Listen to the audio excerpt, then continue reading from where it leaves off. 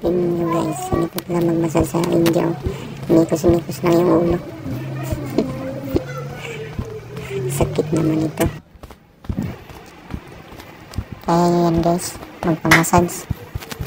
Oh, may sampal-sampal pa sa may patok.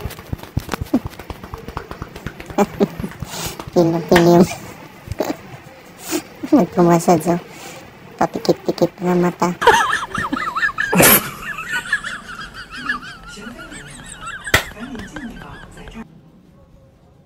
Mahok pa sa tinga niya. Tapos ngawag. Parang nagmarcha lang yung kamay yung sa luwa. 3, 4, 5.